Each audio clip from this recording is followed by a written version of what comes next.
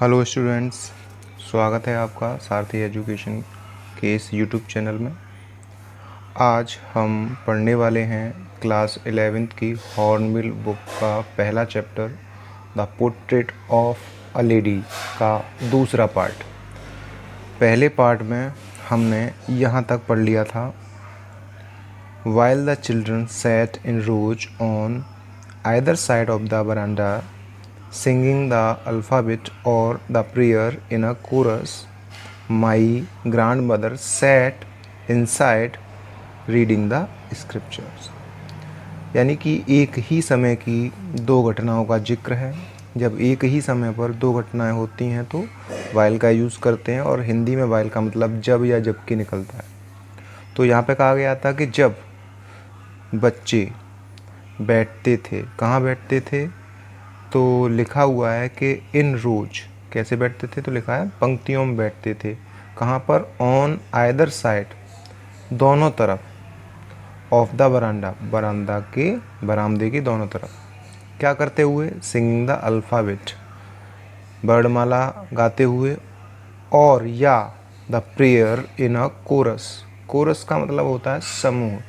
तो समूह में प्रार्थना या वर्णमाला गाते हुए जब बच्चे बरामदे के दोनों साइड पंक्तियों में बैठे होते थे, तो उस समय दादी क्या कर रही होती थी?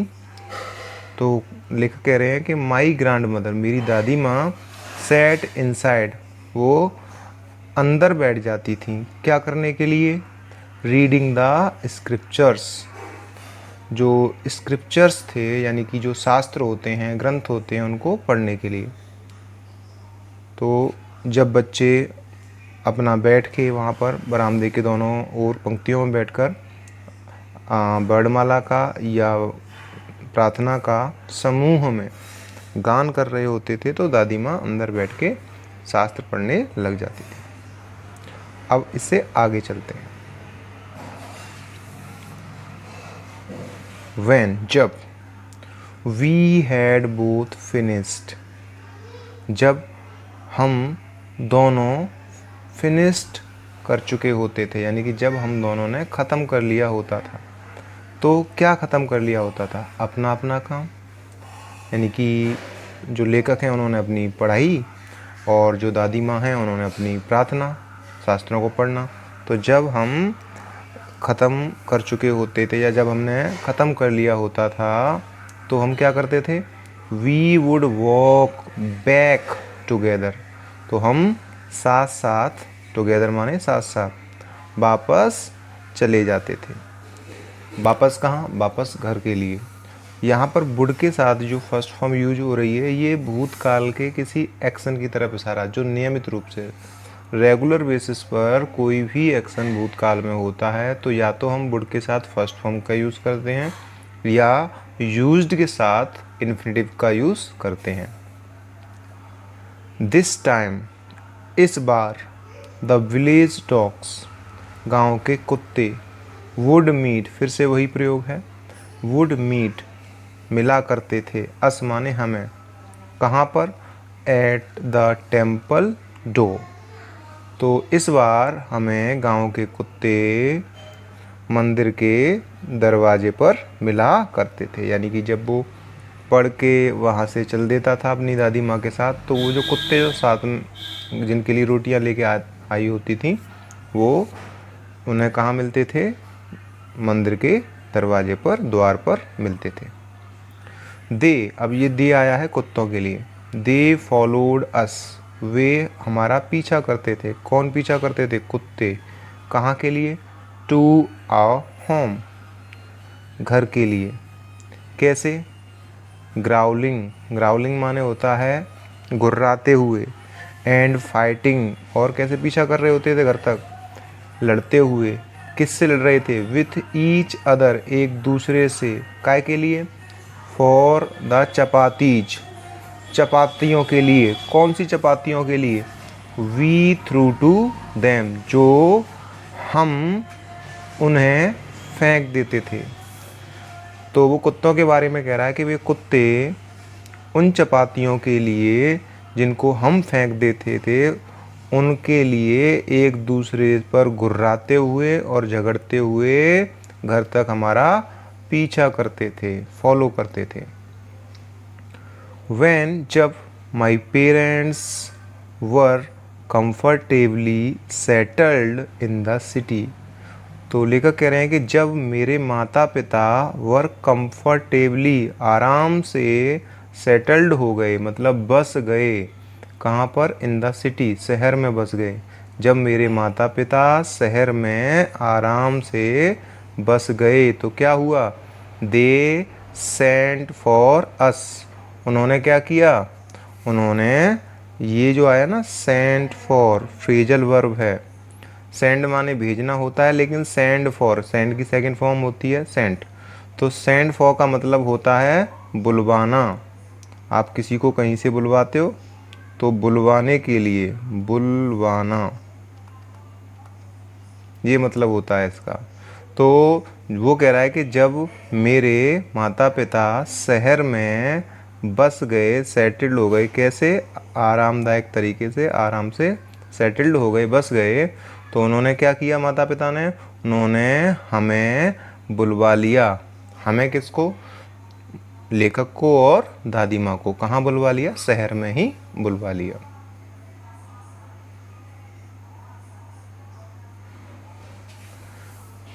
तो लेखक कह रहे हैं कि that was a turning point. ये क्या था? ये एक टर्निंग पॉइंट था। टर्निंग पॉइंट का मतलब होता है निर्णायक पल, निर्णायक क्षण। तो ये निर्णायक क्षण था काय के लिए? इन आवर फ्रेंडशिप, हमारी दोस्ती में। हमारी किसकी? दादी माँ की और लेखक की, खुशवंत सिंह की। तो खुशवंत सिंह कह रहे हैं कि वह, यानी कि जो माता पिता ने हमको जो बुलवाया था, ये जो घटना घटी थी, तो ये घटना जो थी वो हमारी दोस्ती में एक निर्णायक पल था, निर्णायक क्षण था, टर्निंग पॉइंट था। ऑल्दो एक कंजंक्शन है जिसका मतलब होता है यद्यपि या हालांकि। तो हालांकि वी, हम, शेयर द सेम रूम, हालांकि हम, सेम माने यहाँ पर एक ही, समान। तो वो कह रहे हैं कि हालांकि हम एक ही कमरे में रहते थे, एक ही कमरे को साझा करते थे। शेयर माने होता है साझा करना। तो हम कौन? खुशवंत सिंह और उनकी दादी माँ। तो कह रहे हैं हालांकि हम एक ही कमरे को साझा करते थे, यानी कि एक ही कमरे में रहते थे। My grandmother no longer came to school with me. तो कह रहे हैं फिर भी मेरी जो दादी माँ थी अब और ज़्यादा, नो लॉन्गर माने और ज़्यादा नहीं आती थी। कहाँ नहीं आती थी?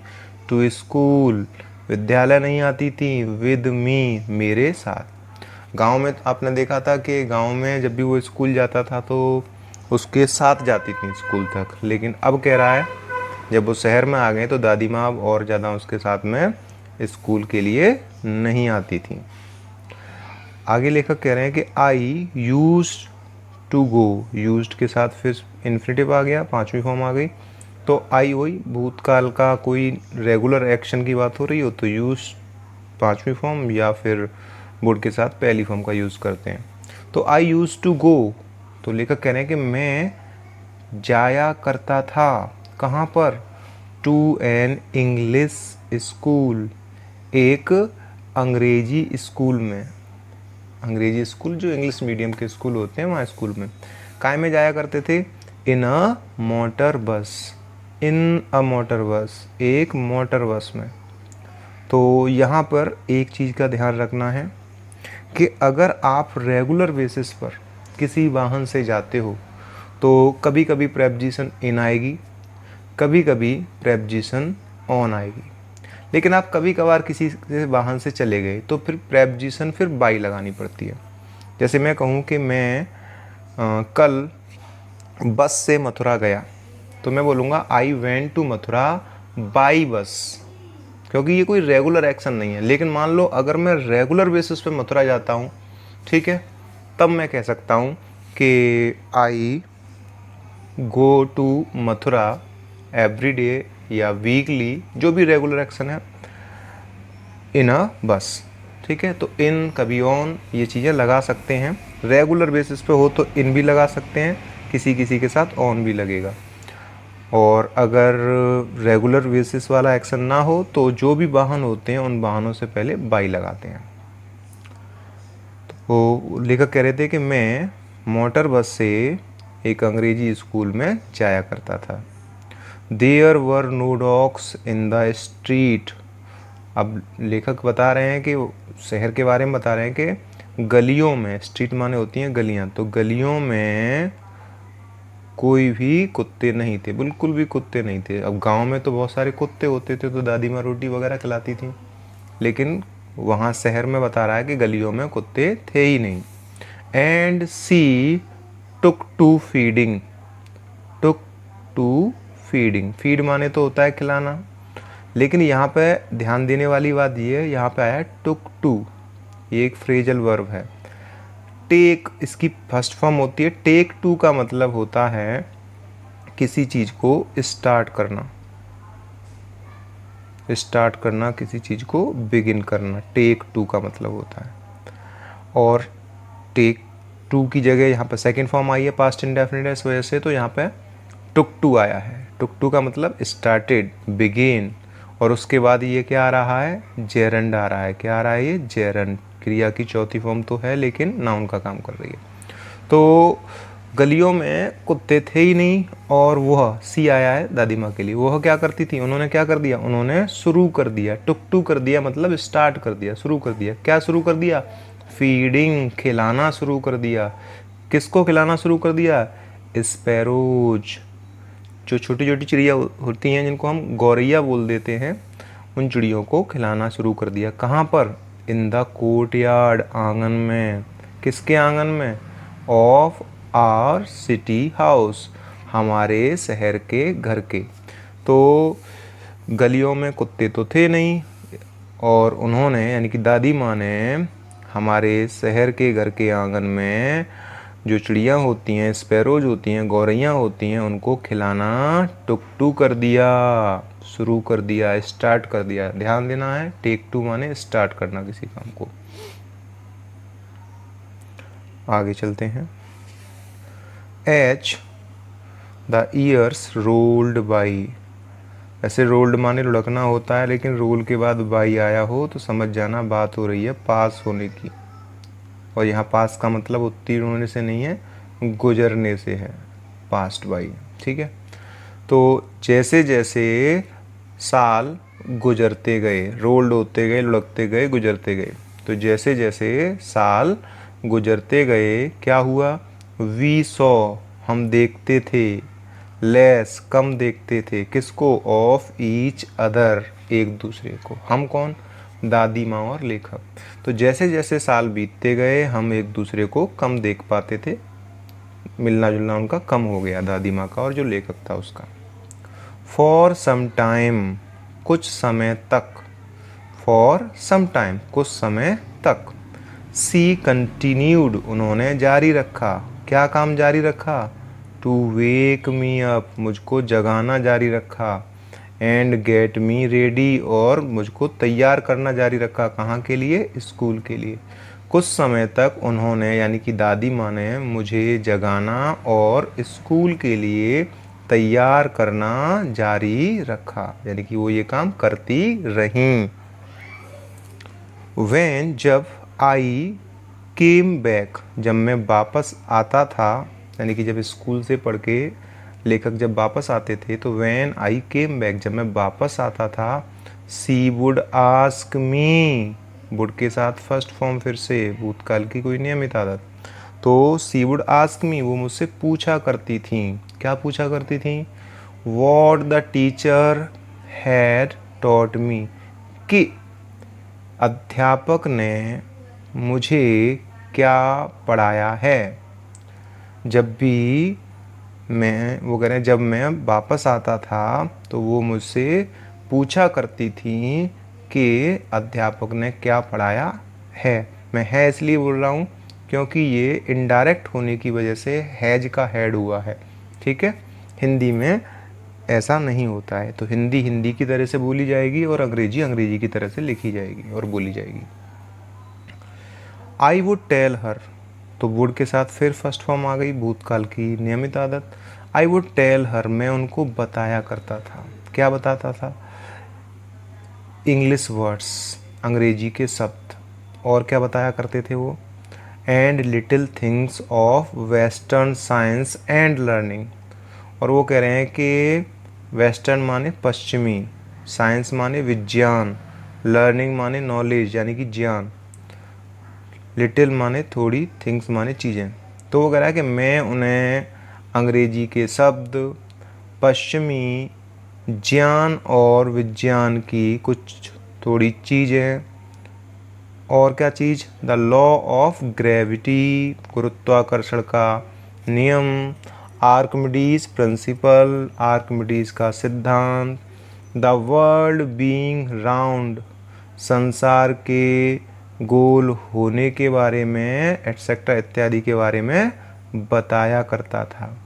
मैं उन्हें अंग्रेजी के शब्द, पश्चिमी ज्ञान और विज्ञान की कुछ थोड़ी सी बातें, गुरुत्वाकर्षण का नियम, आर्किमिडीज का सिद्धांत और संसार के गोल होने इत्यादि के बारे में वुड टेल बताया करता था।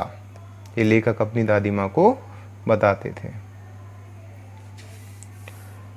दिस, इसने, मेड हर अनहैप्पी, इसने यानी कि मेरी इस जो बताता था इसने क्या किया? उनको अनहैप्पी कर दिया। उनको क्या कर दिया? अनहैप्पी कर दिया।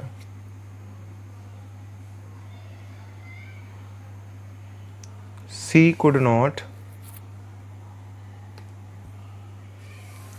Could not help me with my lessons. She could not help, वह सहायता नहीं कर सकती थी, मी माने मेरी, विद माई लेसन्स, काय में सहायता नहीं कर सकती थी?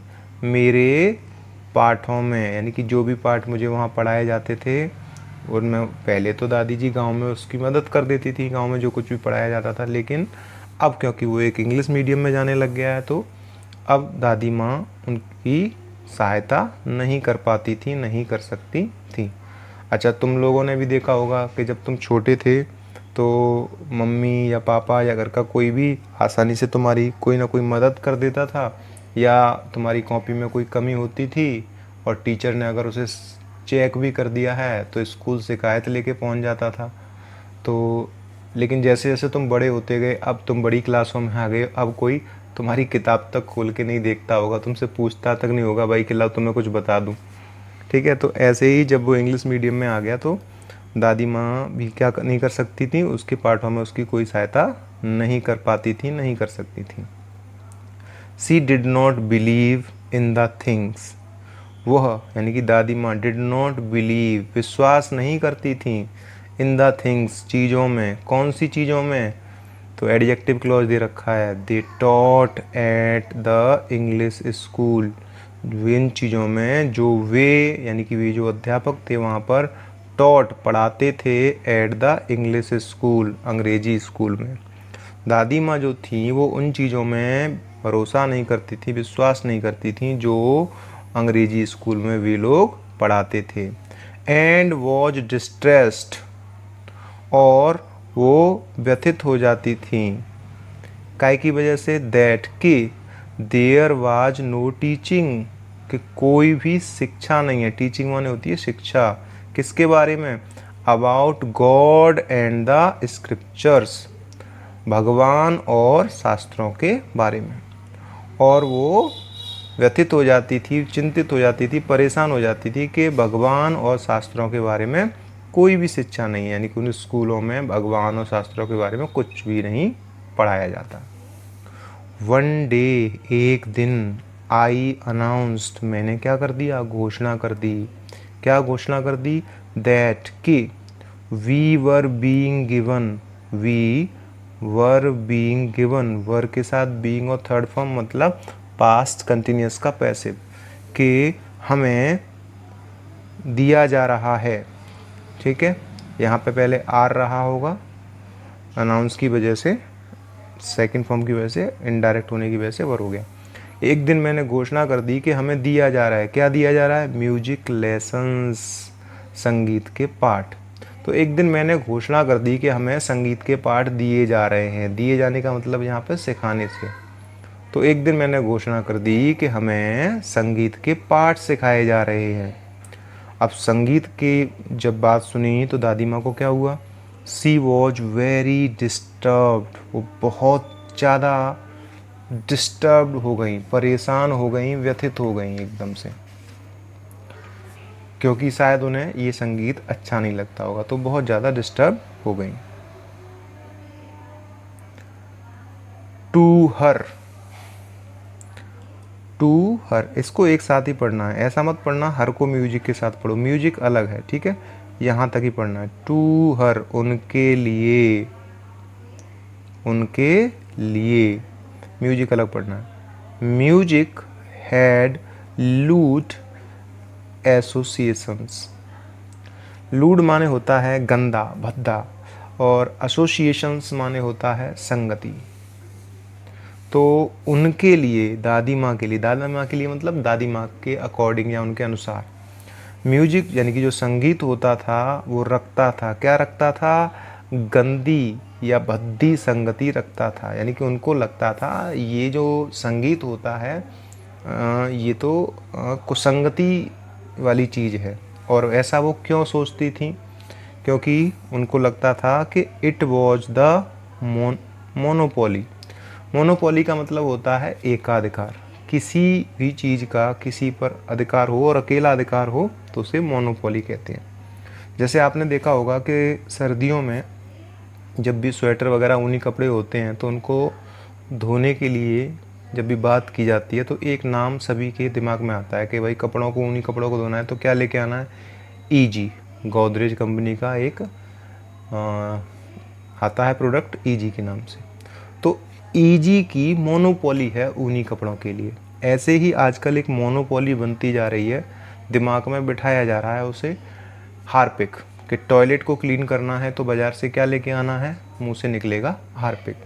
तो इन चीज़ों की मोनोपोली है। तो दादी माँ भी यही समझती थी कि ये जो संगीत है, so it was the monopoly, तो ये क्या थी?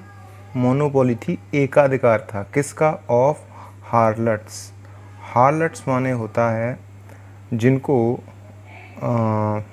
जैसे फिल्मों में देखा होगा, जो मुजरे करने वाली औरतें होती हैं इनको वेश्याएं कह देते हैं, और गांव की भाषा में इनको रंडियां कहा जाता है, ठीक है। तो दादी माँ को लगता था कि ये जो म्यूजिक था, इस म्यूजिक पर एकाधिकार था, किसका? वेश्याओं का और बेगर्स का। बेगर्स माने भिखारियों का। यानी कि ये जो म्यूजिक है या तो ये वेश्याओं के लिए अपना काम धंधा चलाने का साधन था या भिखारियों के भीख मांगने का साधन था। एंड और नॉट मीन्ट, और इसका कोई मतलब नहीं था for gentle folk. Gentle folk का मतलब होता है भले लोगों के लिए। फॉर जेंटल फॉक मतलब भले लोगों के लिए। तो और भले लोगों के लिए, सज्जन लोगों के लिए इसका कोई मतलब नहीं था, ऐसा दादी माँ को लगता था, उनकी ऐसी सोच थी। ये सारी बातें हैं टू हर, उनके लिए, यानी कि उनको ऐसा लगता था, ठीक है। तो उनको ऐसा लगता था, उनके लिए जो संगीत था वो एक भद्दी संगति रखता था, गंदी संगति वाला था। और ऐसा इसलिए था क्योंकि उनको लगता था कि इस पर वेश्याओं का और भिखारियों का एकाधिकार था और भले लोगों के लिए इसका कोई मतलब नहीं था। सी सेड नथिंग, उन्होंने कुछ नहीं कहा। यानी कि जब लेखक ने आके ये घोषणा की कि अब उसे संगीत के पाठ भी सिखाए जा रहे हैं, तो दादी माँ ने कुछ नहीं कहा। बट लेकिन हर साइलेंस, साइलेंस माने होती है चुप्पी, खामोशी। मीन्ट, उनकी चुप्पी का मतलब क्या था? डिसअप्रूवल था। डिसअप्रूवल माने होता है, इसको बोलते हैं अस्वीकृति, नामंजूरी। तो उन्होंने कहा कुछ नहीं, लेकिन उनकी खामोशी का, चुप्पी का मतलब असहमति था, अस्वीकृति था, नामंजूरी था, उन्हें ये मंजूर नहीं था। सी रियरली टॉक्ड, वो बड़ी मुश्किल से ही टॉक्ड माने बातें करती थी टू मी मुझसे आफ्टर दैट उसके बाद, यानी कि जब से ये घटना घटी थी उसके बाद से वो बड़ी रेयरली, कभी कभी दुर्लभ तरीके से होता है ना, शायद ही कभी, जिसको संस्कृत में बोल देते हैं कदाचित, तो वो आफ्टर दैट उसके बाद उन्होंने मुझसे शायद ही कभी बात की, यानी कि जब से मैंने कहा कि संगीत के पार्ट सिखाए जा रहे हैं स्कूल में, तो उसके बाद से उन्होंने शायद ही कभी मुझसे बात की, टॉक की। When I went up to university, जब मैं विश्वविद्यालय गया, यहाँ पर अप लगा है तो इसका मतलब नहीं कि ऊपर की तरफ गए हैं, यहाँ अप का मतलब है कि ऊपर की पढ़ाई के लिए, उच्च शिक्षा के लिए, ये सेंस देने के लिए अप लगाया गया। तो जब मैं विश्वविद्यालय गया, I was given a room of my own, तो मुझे एक दिया गया, पास्ट इंडेफिनिट का पैसिव है, was given, third form I है वॉज के साथ, तो मुझे एक कमरा दिया गया ऑफ माई ओन, मेरे खुद का, यानी कि जब मैं विश्वविद्यालय गया तो मुझे मेरे खुद के लिए खुद का एक कमरा दिया गया, यानी कि अलग सेपरेट कमरा दे दिया गया वहाँ विश्वविद्यालय में रहने के लिए। अ कॉमन लिंक, एक जो सामान्य लिंक थी, कड़ी थी, किसकी कड़ी, ऑफ फ्रेंडशिप, मित्रता की, वॉज स्नैप्ड, पी के बाद जब भी ईडी दिखाई दे ट बोलना है उसे, ठीक है। तो हमारे वो कह रहे हैं कि जो मित्रता की जो सामान्य कड़ी थी उसको तोड़ दिया गया, किसके द्वारा, इस घटना के द्वारा, विश्वविद्यालय जाने वाली जो घटना हुई उसके द्वारा इस मित्रता की जो सामान्य कड़ी थी, कॉमन लिंक थी, उसको स्नैप्ड कर दिया गया, तोड़ दिया गया, अलग कर दिया गया। माई ग्रांड मदर एक्सेप्टेड, टी के बाद या डी के बाद जब भी ईडी आएगा आपको उसे इड बोलना है, तो ये हो गया टेड, नहीं होगा टिड, ठीक है। तो माई ग्रांड मदर एक्सेप्टेड, तो मेरी दादी माँ ने स्वीकार कर लिया। अब क्या स्वीकार कर लिया दादी माँ ने, तो लिखा है हर सिक्लूजन, सिक्लूजन, तो सिक्लूजन माने होता है जिसको बोलते हैं अकेलापन, तन्हाई, या इसको कह सकते हैं एकांतवास। तो मेरी दादी माँ ने तो तन्हाई को स्वीकार कर लिया, अकेलेपन को स्वीकार कर लिया, एकांतवास को स्वीकार कर लिया। कैसे, विद रेजिग्नेशन, रेजिग्नेशन वैसे तो आपने पढ़ा है इस्तीफा, ठीक है, लेकिन दूसरा मतलब भी होता है रेजिग्नेशन का संन्यास, ठीक है। तो मेरी दादी माँ ने इस अकेलेपन को, सिक्लूजन को संन्यास के साथ स्वीकार कर लिया, निवृत्ति के साथ स्वीकार कर लिया, ठीक है।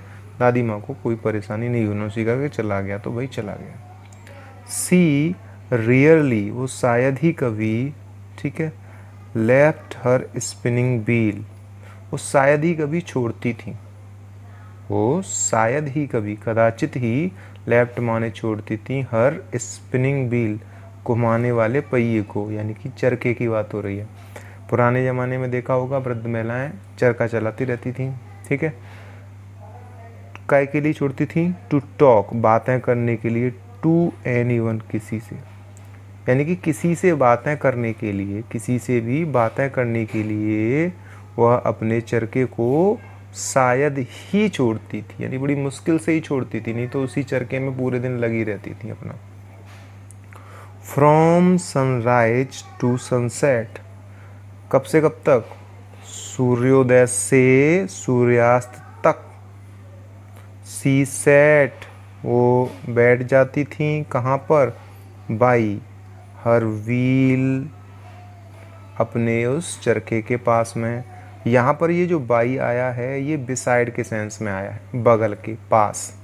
तो सूर्योदय से सूर्यास्त तक वो बैठ जाती थी अपने उस चरखे के पास में, ठीक है। और क्या करती रहती थी, स्पिनिंग, घुमाती रहती थी, एंड रिसाइटिंग प्रेयर्स, और प्रार्थनाओं का रिसाइट करती रहती थी। रिसाइट माने होता है जाप करना। तो सुबह से सूर्योदय से सूर्यास्त तक वो अपने उस चरखे के पास में बैठकर उसको घुमाती रहती थी और क्या करती रहती थी, प्रार्थनाओं को जाप करती रहती थी, रिसाइट करती रहती थी।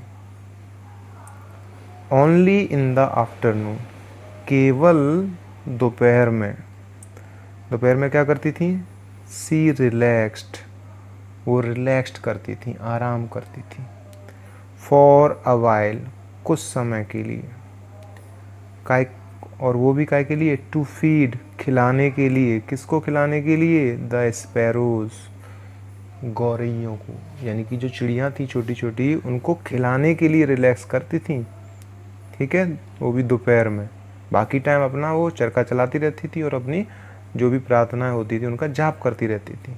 दोपहर में बस चिड़ियों को खिलाने के लिए थोड़ा सा आराम करती थी। आराम करने का मतलब ये नहीं कि लेट जाती, आराम करने का मतलब है कि उस काम को जो वो कर रही होती थी, चरखा चलाने वाला और प्रार्थना का जाप करने वाला, उसमें से थोड़ा रिलैक्स ले लेती थी। ठीक है, चलिए आगे चलते हैं। वाइल, जब सी सैट इन द वरांडा, वरांडा मतलब बरामदा, जब वो बैठ जाती थी, कहाँ बैठ जाती थी? बरामदे में बैठ जाती थी। क्या करते हुए? ब्रेकिंग द ब्रेड, रोटी को तोड़ते हुए। कैसे? इनटू लिटिल बिट्स, छोटे छोटे टुकड़ों में। बिट्स माने टुकड़े, लिटिल माने छोटे। तो जब वो बरामदे में रोटी के छोटे छोटे टुकड़ों में करती हुई बैठ जाती थी तो क्या होता था? हंड्रेड्स ऑफ लिटिल बर्ड्स, सैकड़ों छोटी छोटी चिड़ियाँ, कलेक्टेड, इकट्ठी हो जाती थी। कहाँ पर? राउंड हर, उनके चारों तरफ। क्या करते हुए? क्रिएटिंग, मचाते हुए। क्या मचाते हुए?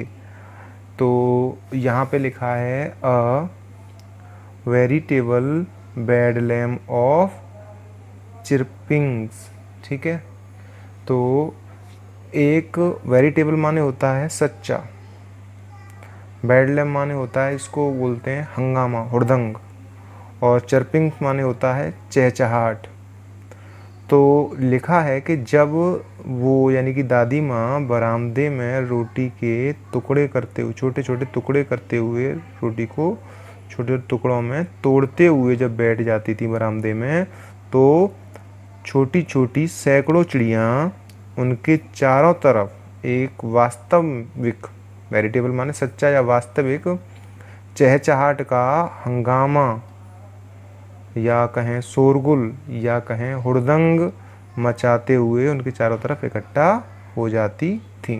यानी कि दादी आके बरामदे में बैठ गई, रोटी तोड़ने लग गई टुकड़ों में, और सैकड़ों चिड़िया उनके चारों तरफ आके इकट्ठा हो जाती थी और वो बहुत क्या करने लग जाती थी? चहचहाते हुए बड़ा हंगामा करने लग जाती थी, शोर मचाने लग जाती थी चिड़िया। सम केम, कुछ आती थी, and pursed on her leg, और पर्स्ट बैठ जाती थी। कहाँ पर? उनकी टांगों पर। अदर्स, और कुछ अन्य, ऑन हर शोल्डर्स, और अन्य कहाँ पर आके बैठ जाती थी? उनके कंधों पर। तो कुछ आती थी और उनके पैरों पर सवार हो जाती थी, पैरों पर बैठ जाती थी, और कुछ अन्य उनके कंधों पर बैठ जाती थी। ये कौन बैठ जाती थी? चिड़िया।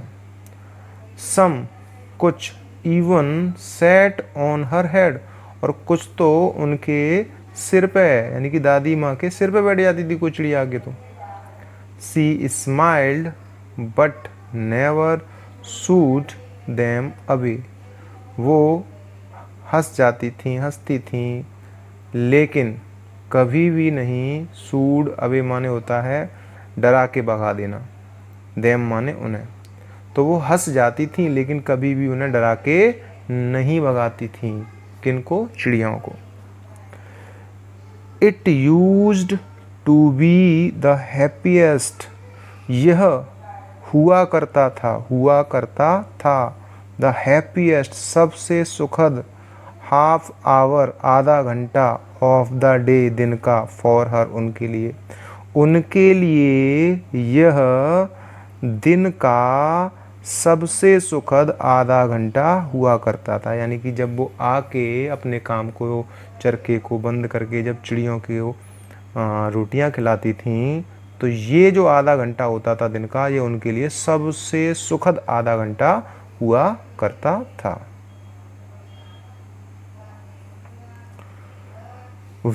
जब आई डिसाइडेड, डी के बाद और टी के बाद ईडी आता है जैसा भी बताया था, तो उसको इड बोलना है। व्हेन आई डिसाइडेड, जब मैंने निर्णय किया, टू गो, जाने का, कहाँ जाने का, अब्रॉड, ठीक है, विदेश जाने का। क्यों भाई, क्यों विदेश जा रहे हो? फॉर फर्दर स्टडीज, आगे की पढ़ाई के लिए, आगे के अध्ययन के लिए। तो जब मैंने आगे की पढ़ाई के लिए, आगे के अध्ययन के लिए विदेश जाने का निर्णय किया, आई वॉज श्योर, मुझे यकीन था, क्या यकीन था? माई ग्रैंड मदर, मेरी दादी माँ, वुड बी अपसेट, क्या हो जाएंगी? अपसेट हो जाएंगी, परेशान हो जाएंगी। बिल का वुड हुआ है। I would be away for 5 years, में बिल का वुड हो गया यहाँ पे, सेल का वुड, ठीक है। तो I would be away for 5 years, मैं 5 सालों तक अवे, दूर रहूँगा, मैं 5 सालों तक दूर रहूँगा। विदेश जा रहे थे पढ़ने के लिए, 5 साल तक वहीं पर रहना था, तो कह रहे हैं कि मैं 5 सालों तक दूर रहूँगा। एंड, और, एट हर एज, उनकी उम्र पर, वन, कोई भी, कुड नेवर टेल, कोई भी नहीं बता सकता था, यानी कि उनकी उम्र को कोई भी नहीं बता सकता था कि ये 5 साल बाद जिंदा रहेंगी भी या नहीं रहेंगी। बट, लेकिन, माई ग्रैंड मदर कुड, मेरी दादी माँ बता सकती थी। मैं 5 साल तक, वो कह रहे हैं कि मैं 5 साल तक दूर रहूँगा और उनकी एज को कोई भी नहीं बता सकता था, लेकिन मेरी दादी माँ ये काम कर सकती थी कि वो जिंदा रहेंगी, मिलेंगी वापस या नहीं मिलेंगी। सी वॉज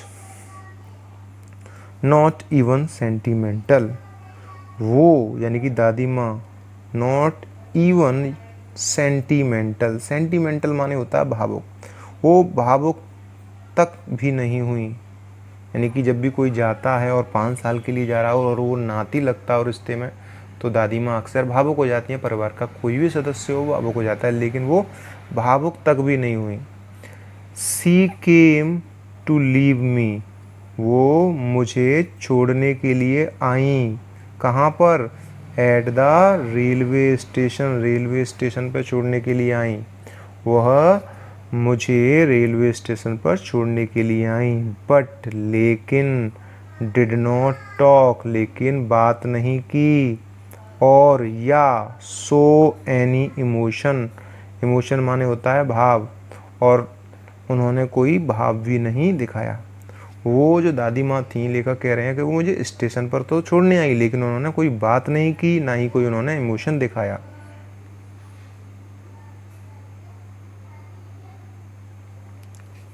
हर लिप्स, उनके जो होठ थे, मूव्ड, हिलते रहे, चलते रहे, इन प्रेयर, प्रार्थना में, उनके होठ प्रार्थना में, प्रार्थना से हिलते रहे, चलते रहे।